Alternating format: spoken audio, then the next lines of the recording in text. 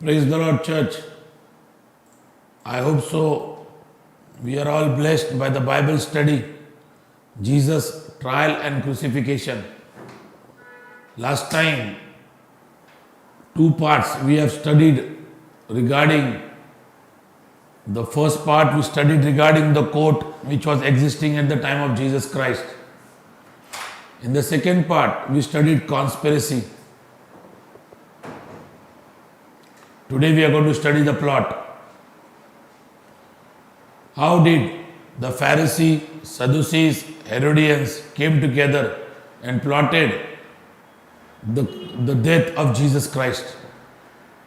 My dear friends, last time we studied why Pharisee came against Jesus Christ. The basic reason was the Sabbath. Sadducees came against Jesus Christ because he spoke about resurrection. Herodians came against Jesus Christ because in the temple he removed all the illegal businesses. Today we are going to learn about the plot. How did they plotted against Jesus Christ's death? Remember, this study is basically a lawyer's perspective. Let's start this study today. Number one, healing on the Sabbath. The Gospel record that the plot to kill Jesus was started by the Pharisees and the Herodians after Jesus has healed a man with a paralyzed hand and declared that the Sabbath was made for man and not man for Sabbath. Mark chapter 2 and verse 27.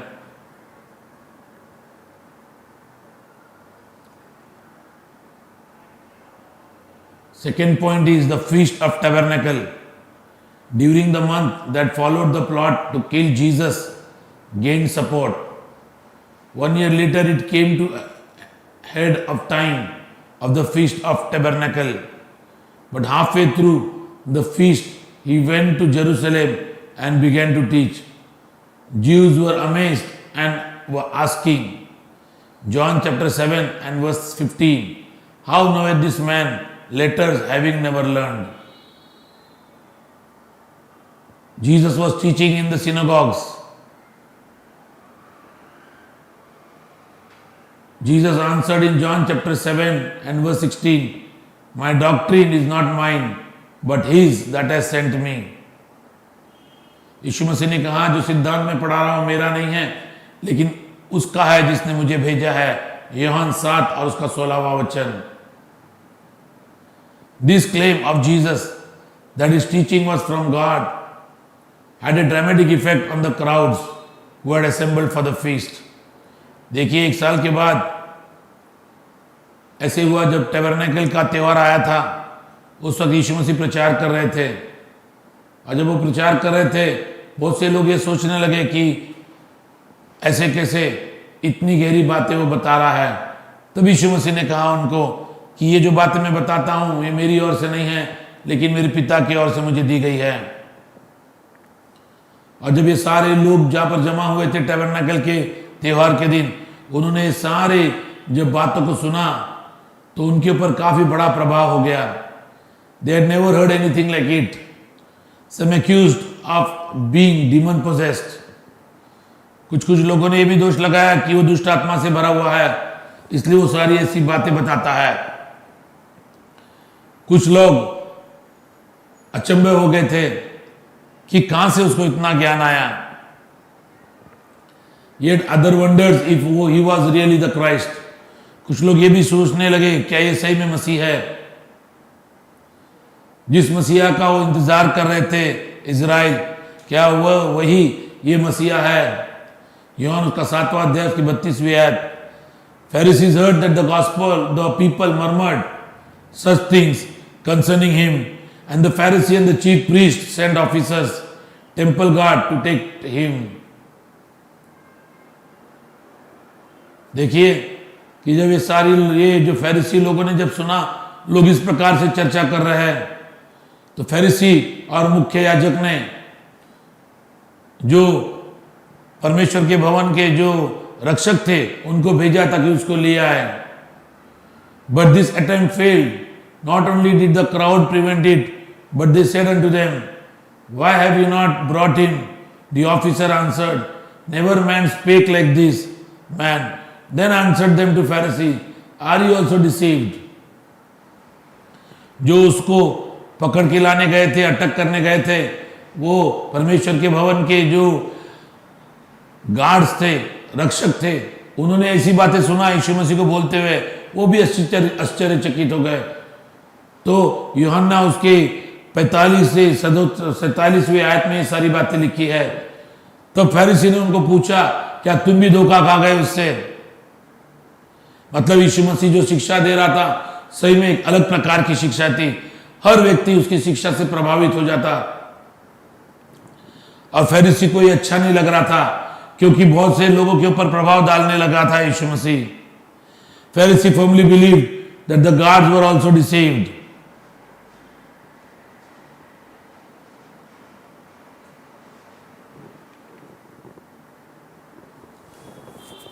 तीसरे मुद्दे पे यार हम आते हैं, accusation of blasphemy. याद रखना पहला मुद्दा क्या था? पहला मुद्दा था कि उसने सबात के दिन चंगाई की और यह बताया कि सबात मनुष्य के लिए बनाया गया है, मनुष्य सबात के लिए नहीं। दूसरा मुद्दा वो था कि जब टबरनेकल के त्योहार पर जिस रीति से उसने प्रचार किया, जिस रीति से पवित्र शास्त्र का अभ्यास उनके सामने रखा, सारे लोग ये सोचने लगे क्या ये मसीह तो नहीं है जिस मसीहा का वो इंतजार कर रहे हैं। इसीलिए फरीसी ने और मुख्य याजक ने तुरंत ही उस मंदिर के जो रक्षक थे उनको भेजा और कहा कि उसे पकड़कर यहां ले आओ। जब वो वहां पर गए, उन्होंने भी ये देखा, अरे ये जो व्यक्ति है ये ऐसी बातों को बोलता है जो आज तक हमने कभी नहीं सुनी। तो फरीसी को लगा कि अरे ये जो मंदिर के जो गार्ड्स है, सुरक्षा रक्षक है, वे भी यीशु मसीह से धोखा खा गए। तीसरा point, accusation of blasphemy. The next attempt on Jesus' life was shortly after the feast had ended. Jesus remained in Jerusalem, giving the Pharisee an opportunity to question and cross-question him. यीशु मसीह उस त्योहार के बाद भी यरूशलेम में रुका रहा ताकि फरीसी आए और उसको सवाल पूछे, ताकि वो सवालों का जवाब दे सके। As they did so, the opposition to him intensified. जैसे वो ये कर रहे थे, यीशु मसीह का विरोध बढ़ने लग गया। Jews accused Jesus of being demon possessed. यहूदी लोग ये सोचने लगे ये तो दुष्ट आत्मा से भरा हुआ है यीशु मसीह। Jesus replied, I have not a devil, but I honor my Father and he to dishonor me. उसने कहा कि मैं शैतान की ओर से नहीं हूं, लेकिन मैं परमेश्वर का पिता का आदर करने आया हूं और तुम मेरा अनादर कर रहे हो। यूहन्ना उसका 8वां अध्याय उसका 49वीं आयत। और इसके लिए उन्होंने पत्थर उठाए और यीशु मसीह को पत्थर मारने के लिए तैयार हो गए। तब तक यीशु मसीह उस परमेश्वर के मंदिर से वो खिसक गया। These words of Jesus, I am, were interpreted by the Jews as nothing less than blasphemy. परमेश्वर की निंदा के विषय में यीशु मसीह के ऊपर दोष लगा दिए गए, क्योंकि वो हमेशा मैं हूं इस प्रकार से कहता, I am. The punishment for this offense was death by stoning. परमेश्वर की कोई निंदा करे तो उसको पत्थर मारकर उसको मौत का दंड दिया जाता। इसीलिए वो यीशु मसीह को पत्थर मारने के लिए तैयार हो गए।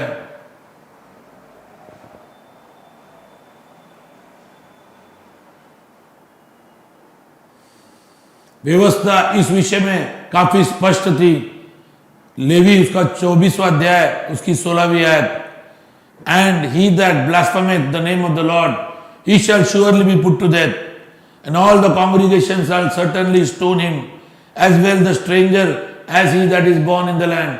When he blasphemeth the name of the Lord shall be put to death. Levi की किताब उसका 24वां अध्याय उसकी 16वीं आयत क्या कहती है? जो कोई परमेश्वर के नाम की नुक्ताचीनी करता है या निंदा करता है, उसे पत्थर मारकर उसे मृत्यु दंड दिया जाएगा। हर एक व्यक्ति ने उसे पत्थर मारना है, चाहे वो परदेसी क्यों ना हो उस धरती के ऊपर, उस देश में, फिर भी उसे भी पत्थर मारने हैं। तो हमने देखा कि 3 विषय में, पहली बात तो उसने सबात के दिन चंगाई की और यह कहा कि सबात मनुष्य के लिए बनाया गया है, मनुष्य सबात के लिए नहीं। दूसरी बात, जब टैबरनेकल का फीस्ट चल रहा था तो उसने परमेश्वर के भवन में आकर इस रीति से प्रचार किया कि सब लोग ये कहने लगे कि ये तो मसीह है। और इसी के वजह से वो जो फरीसी लोग थे और महायाजक ने वो जो टेंपल गार्ड से उनको भेजा ताकि वो उसे पकड़ कर लाए। लेकिन जब टेंपल गार्ड ने उसका सुना तो उनको भी ये लगा कि ये तो मसीह है। और इसके इतना अच्छा आज तक उन्होंने कभी परमेश्वर का वचन सुना नहीं था। तो फरीसी ने उनको पूछा, क्या तुम भी धोखा खा गए? तीसरी बात जिसकी वजह से उसे मृत्यु दंड की साजिश उन्होंने रची, वो ये था कि वो ये कहने लगे कि ये परमेश्वर की निंदा करता है। जब उसने इस प्रकार से कहा था कि मैं तो मेरे पिता का आदर करता हूं लेकिन तुम मेरा अनादर करते हो, और वो हमेशा ये कहता मैं हूं, आई एम। और आपको याद रखना है कि पुराने नियम में परमेश्वर ने को जब मूसा ने पूछा कि भाई तेरा नाम क्या है, परमेश्वर अपना नाम बता, तो परमेश्वर ने कहा मैं हूं सो हूं। और यीशु मसीह कह रहा था कि मैं हूं, आई एम।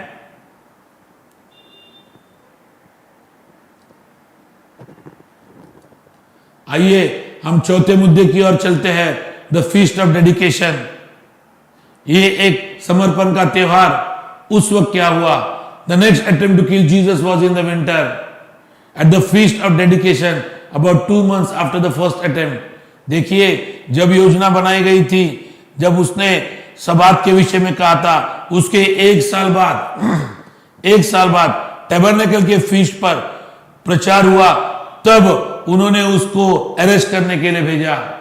उसके बाद तीसरी बात यह हो गई कि वो हमेशा मैं हूं इस प्रकार से कहता, परमेश्वर की निंदा करता। अब चौथा मुद्दा यह था कि जब समर्पण का त्योहार था 2 महीने के बाद, उस वक्त भी उसको पकड़ने की साजिश की गई। It was the time of celebration and during its 8 days no one was allowed to weep or fast.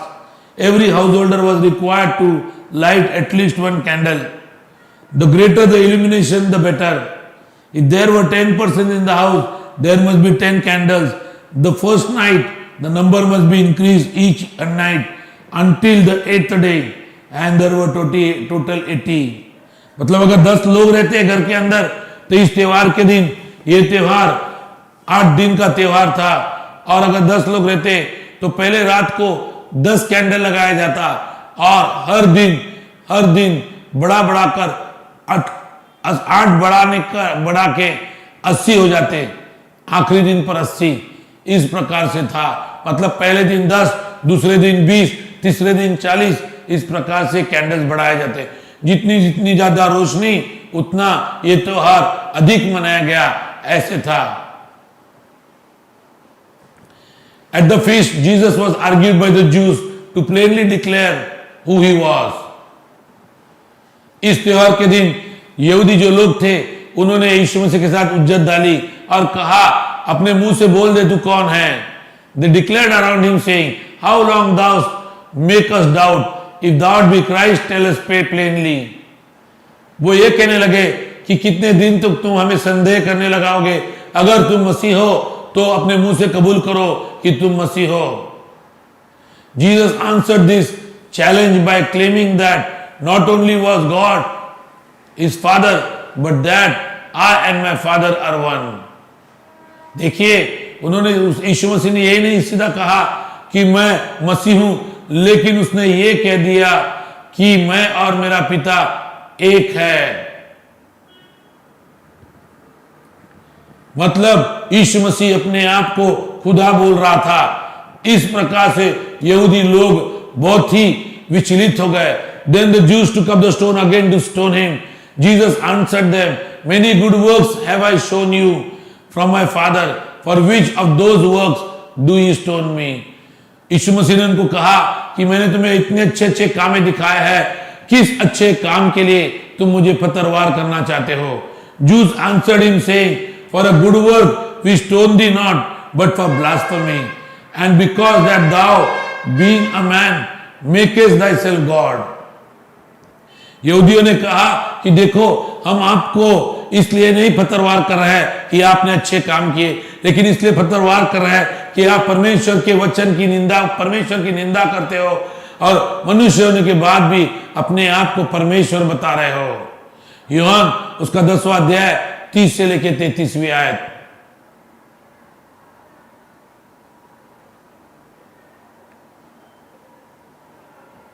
देखिए, अब पहली सभा हो गई सैनेड्रिन की। मैंने आपको बताया सैनेड्रिन का मतलब क्या है। सैनेड्रिन का मतलब कोर्ट है। उस वक्त ये सारे जो कोर्ट थे, मतलब जारे जो जजिस थे साथ में आते, ये जजिस कौन थे? मैंने आपको इसको फर्स्ट हमारे पार्ट में बताया। अगर आपको सैनेड्रिन के बारे में अधिक जानकारी चाहिए तो याद रखना, मेरा लिंक इसी पर है। आप फर्स्ट पार्ट पे चले जाएं और आपको सैनेड्रिन के बारे में सब कुछ मालूमात हो जाएगी। So the plot against Jesus gathered momentum. It was no longer safe for him to remain in Jerusalem, and he retired beyond Jordan. But in the meantime, the hostility of the chief priests and the Pharisees continued to grow. At all costs, Jesus had to be arrested and sentenced to death. The Supreme Court of the Jews, the Sanhedrin, now became involved. देखिए, यीशु मसीह के सारे बोलने के बाद यीशु मसीह के खिलाफ ये जो साजिश थी और अधिक उसने गति पकड़ लिया। वे ये सोच, यीशु मसीह को पता चला कि अब यरूशलेम में रहना सेफ नहीं है, ठीक नहीं है, इसलिए यीशु मसीह यारदेन की ओर चले गए। लेकिन उस वक्त क्या हुआ? उस वक्त महायाजक और फरीसी इतने गुस्से में आ गए और इतना उन्होंने इस बात को बढ़ाया ताकि वो ये सोचने लगे किसी भी हालत में यीशु को बंदी बनाना पड़ेगा, अरेस्ट करना पड़ेगा और उसको मृत्यु दंड देना पड़ेगा। The supreme court of the Jews, the Sanhedrin, now became involved. अब जो इजराइल की जो सुप्रीम कोर्ट थी, सर्वोच्च न्यायालय, वो भी इसमें शामिल हो गई कि यीशु मसीह को दंड दिया जाए।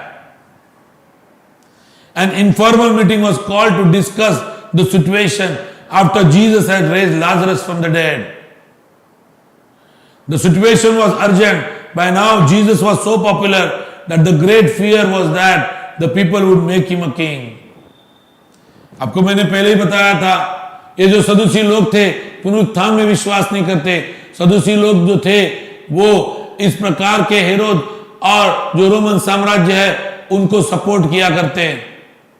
जब उनको पता चला कि यीशु मसीह ने लाजर को जिलाया है, लोगों को ये सदूसी लोगों को ये लगा अब तो लोग हमारे बातों पर विश्वास ही नहीं करेंगे, क्योंकि सदूसी लोग पुनरुत्थान के बारे में विश्वास ही नहीं करते थे। पुनरुत्थान के बारे में वो बोलते थे पुनरुत्थान है ही नहीं, और यीशु मसीह ने पुनरुत्थान लाजर का करके दिखाया। अब उनको डर ये लगने लगा कि अगर इसको यहां पर रोका नहीं गया तो लोग उसे राजा बनाकर ही छोड़ेंगे। कैफस जो मुख्य याजक था, जो सदूसी और जो सदूसी लोग थे, ये सारे लोगों ने यीशु मसीह का विरोध किया। The Pharisee now, who had laid the foundation for the opposition, now withdraw into the background. There was much debate. Some decisive step had to be taken.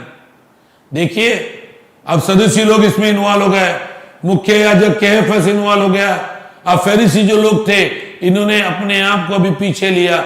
पहले उन्होंने षड्यंत्र रचा था हेरोदियन के साथ कि यीशु मसीह को पकड़ा जाए और मृत्यु दंड दिया जाए। अब वह पीछे हटने लगे। अब आगे आए सदूसी और महायाजक कैफस। एक ही विचार था कि यीशु मसीह को मृत्यु दंड दिया जाए। They reasoned, if we let him thus alone continue like this, all men will believe on him, and the Romans shall come and take away both our place and nation.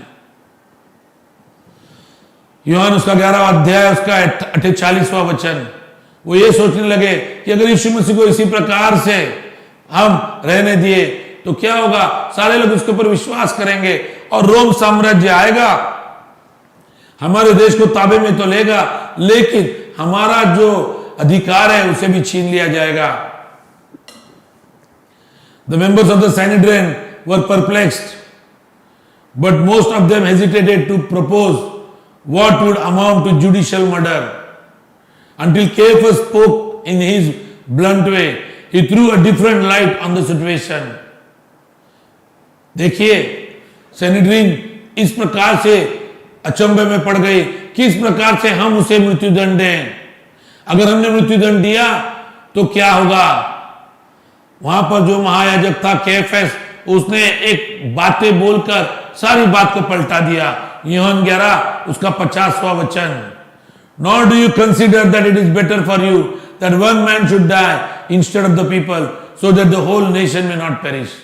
देखिए, उसने अभी से देश का मुद्दा बना दिया कि अगर यीशु मसीह को रोका नहीं गया तो लोग उसे राजा बना देंगे, रोम साम्राज्य आकर उनके देश के ऊपर कब्जा कर लेगा पूरा, और क्या होगा, उनके सारे अधिकार छीन ले जाएंगे। इसलिए कैफस जो महायाजक था उसने इस प्रकार से बोल दिया कि देखो, एक मनुष्य का मरना उचित है ताकि ऐसा ना हो कि पूरा देश का नाश हो जाए। इसका मतलब अब वो ये करने वाले थे, उसको देशद्रोही बताने वाले थे, और देशद्रोही बताकर यीशु मसीह को मृत्यु दंड दिलाने के पीछे लग गए। देखिए, अब साजिश बदली हो गई। पहला ऐसा था, पहला उन्होंने यीशु मसीह पे जो चार्जेस लगाए वो सब यहूदी धर्म के ऊपर बेस्ड थे, और यहूदी धर्म के बेस मतलब क्या, सबात को इसने माना नहीं, सबात के दिन इसने चमत्कार किया, लाजर को जिलाया, पुनरुत्थान कर दिया, अपने आप को मैं हूं सो हूं परमेश्वर का नाम दिया। एक बात तो उसने ये भी बोल दिया, अरे मैं तो परमेश्वर का आदर करता हूं लेकिन आप मेरा आदर नहीं करते। ये सारी बातें चलते चलते अब इस मोड़ पर पहुंच गई कि अब उन्होंने यीशु मसीह को देशद्रोही कैसे बनाने का, बताने का, उसके ऊपर देशद्रोही का इल्जाम कैसे डालने का, उसके विषय में षड्यंत्र शुरू हो गया। पवित्र शास्त्र में महायाजक कैफस ये पहला व्यक्ति था जिसने यीशु मसीह को मृत्यु दंड देना चाहिए, उसे मरना चाहिए, इस प्रकार की घोषणा की। और ये यूहन्ना उसके 11वें अध्याय के 50वीं आयत में उसने कहा, एक मनुष्य को मरना उचित है। ये मनुष्य कौन है? ये यीशु मसीह है, ताकि पूरे देश का लोगों का नाश न हो जाए। The point was taken, the duty of the Sanhedrin was now plain. Here was a way in which the members of the Sanhedrin could reconcile judicial murder with their conscience, even see it as their duty. देखिए, court उससे मृत्यु दंड नहीं दे सकेगा, उनके ऊपर इल्जाम आ जाएगा। उन्होंने नई योजना बनाई, नया षड्यंत्र बनाया ताकि उनका मकसद पूरा हो जाए। Jesus had to be killed. If he was allowed to live, the whole nation would perish. But if he were to die, the nation would be saved. देखिए, ये सारी बातें उन्होंने लेकर आई। अगर यीशु मसीह मरे नहीं तो सारा देश मर जाएगा, अगर यीशु मसीह मरे तो सारा देश बच जाएगा। John goes on to record, यूहन्ना उसके आगे लिखता है 53 to 54, then from that day forth they took counsel together for to put him to death.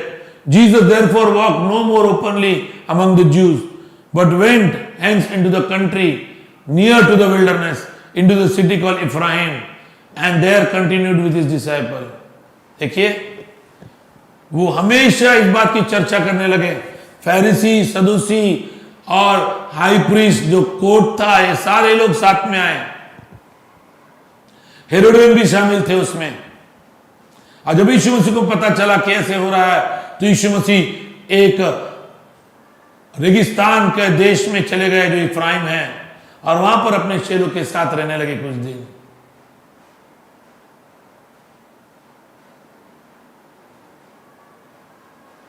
But it was one thing to have resolved to arrest Jesus and another thing to actually effect the arrest. Jesus was now appeared on the wanted list of the Jews. Notices about him were actually distributed. And from the Talmud and the New Testament, we can reconstruct what they might have said. Wanted, Yeshu Nasri. अब पर्चे बांटने लग गए कि यीशु नासरी wanted है। देखिए, he shall be stoned because he has practiced sorcery and enticed Israel to apostasy. Anyone who can say anything in his favor, let him come forward and plead on his behalf. देखिए क्या पर्चे बांट रहे थे। अगर कोई भी उसका पक्ष लेना चाहता है तो वो सामने आए और यीशु मसीह का पक्ष ले और उसे डिफेंड करे। Anyone who knows where he is, let him declare it to the great Sanhedrin in Jerusalem. अगर किसी को भी पता है कि यीशु मसीह कहां पर है, तो वो इस सुप्रीम कोर्ट जो सैनिड्रिन है उसको आकर बताए, जो यरूशलेम में बैठा। Orders were also given out by the chief priests and Pharisees that if anyone found out where Jesus was, he should report it. अगर ऐसे नहीं किया गया तो उनके खिलाफ क्रिमिनल ऑफेंस दाखिल किया जाएगा। देखिए क्या ऑर्डर पास की गई थी कि किसी को भी अगर पता है यीशु मसीह कहां है, तो उन्होंने आकर यरूशलेम में जो सुप्रीम कोर्ट जो सैनिड्रिन बैठता था उनसे उसने आकर बताना है। अगर कोई इसमें चूक गया तो उसके खिलाफ क्रिमिनल ऑफेंस दाखिल किया जाएगा। छठवां पॉइंट, अब दूसरी सभा हो रही है सैनिड्रिन की। This was held before the passover and was probably an adjournment of the first previous meeting. हमने देखा पहले एक बार सैनिड्रिन की मीटिंग हो गई जहां पर केएफएस ने सारी बातें बताई, क्योंकि वे चौकन्ना में थे कि कैसे उसको दंड दिया जाए, मृत्युदंड, वो भी सैनिड्रिन की तरफ से। इसलिए जो कैफ है, जो हाई प्रीस्ट था, उन्होंने इस मार्ग को लाया, एक अलग सा मार्ग। कहने लगा कि अगर उसे नहीं मारेंगे तो ये इतना, इसका नाम इतना बढ़ जाएगा, लोग इतना विश्वास करने लगेंगे कि ये तो इजराइल का राजा बनकर बैठेगा। अगर इजराइल का राजा बन गया तो रोम साम्राज्य आएगा और इजराइल के राष्ट्र के ऊपर कब्जा करेगा, उनके सारे अधिकार ले दिए जाएंगे। अब ये अपने बचाव के लिए केएफएस ने कहा, जो मुख्य याजक था, अरे एक मनुष्य का मरना उचित है ताकि देश के लोग बचाए जाएं। अब ये जो मीटिंग चल रही थी वो वहीं पर रुक गई। अब ये मीटिंग आगे चल रही है। Matter and how to come ahead. अब सोचना ये था आगे कैसे बढ़े। Jesus had to come to Jerusalem for Passover. यीशु मसीह फसह के त्योहार में यरूशलेम में जरूर आने वाले थे और उसकी जोर शोर से एंट्री हो गई। आपको पता है वो गधे पर आया, सब लोग चिल्ला रहे थे होसाना होसाना। लोगों ने अपने कपड़े, अपने चद्दर उस रास्ते पर बिछा दिए जिस रास्ते से गधा यीशु मसीह को ले जा रहा था। लोगों ने वो खजूर के पेड़ को लाया, उसके डालियों को लाया और वो हिला रहे थे और जोर जोर से कह रहे थे, दाऊद की संतान का होसाना।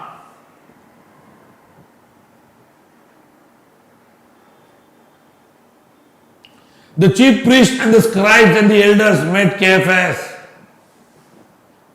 palace. देखिए महायाजक के घर के अंदर अब वो जो स्क्राइब्स थे, जिसे हम लॉयर कहते हैं, जो सैनिड्रिन में बैठ के लिखते हैं, वो और सारे अगुवे लोग इजराइल के आकर मिले। मत्ती उसका 26वां अध्याय 4 से 5। And consulted that they might take Jesus by subtlety and kill him. But they said, not on the feast day, lest there be an uproar among the people. Authorities were on the horns of a dilemma. To arrest Jesus at the time of Passover could lead to a riot. फसह के त्योहार के दिन यीशु मसीह को arrest करना, बंदी बनाना, ये बहुत बड़ा राइट क्रिएट कर सकता है, बलवा क्रिएट कर सकता है। इसीलिए उन्होंने फसह के त्योहार पे कुछ नहीं किया। And on the other hand, his popularity was growing and already there had been large demonstration in his favor. वो क्या करे?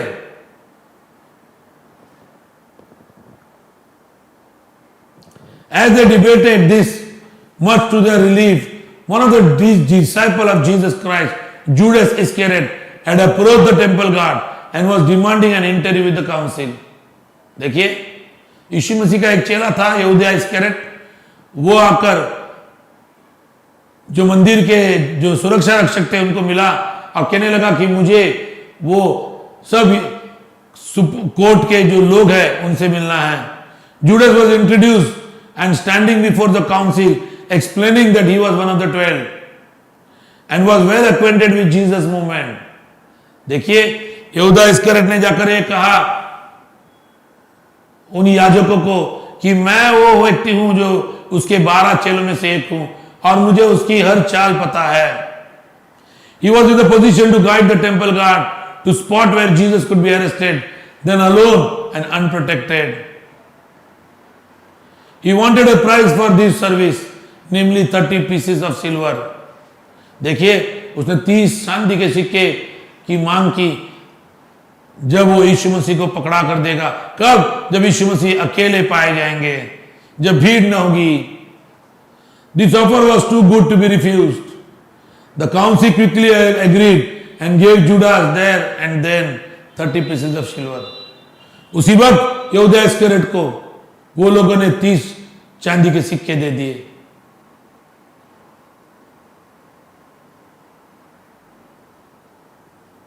मत्ती 16:26 उसका 16वां वचन। And from that time Judas sought opportunity to betray him. अब यीशु मसीह का बंदी बनाना अटल हो गया। Arrest of Jesus was imminent.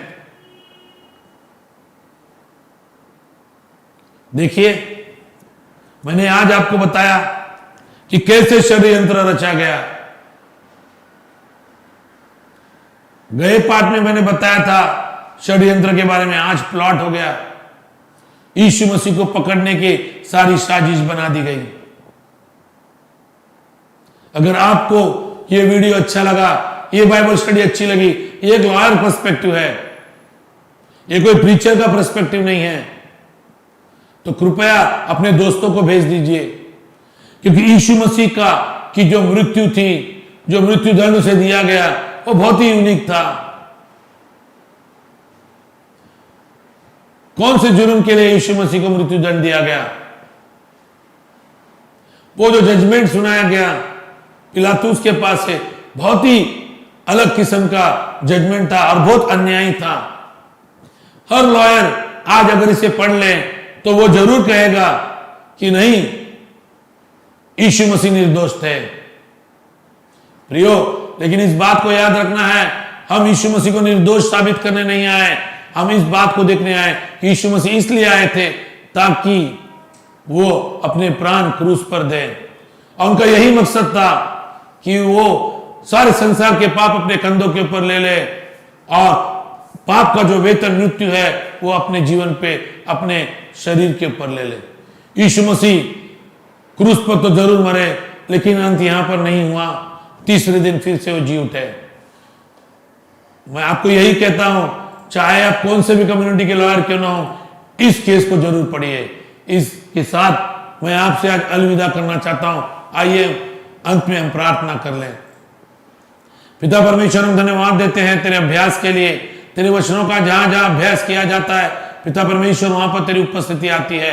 आज हम यीशु मसीह के हर उस बात को देख रहे हैं जब यीशु मसीह जिंदा थे और 2000 साल पहले जो सारी बातें घटी उसके विषय में हम पढ़ रहे हैं। पिता परमेश्वर, इस बात से क्लियर कट हो रहा है कि यीशु मसीह ने कोई पाप नहीं किया, लेकिन वो हमारे लिए पाप बन गए। पिता परमेश्वर, हम धन्यवाद देते हैं कि तेरा पुत्र इस दुनिया में आया और उसने हमारे लिए अपने प्राण को निछावर कर दिया और वो गाड़ा गया और तीसरे दिन जिलाया गया। इसी के द्वारा हमारा उद्धार होता है। इसी बात को हम कबूल करते हैं, धन्यवाद देते हैं। यीशु मसीह के नाम में प्रार्थना करते सुनकर कबूल कर, आमीन। अगले पाठ का जरूर इंतजार कीजिए, अगले शुक्रवार के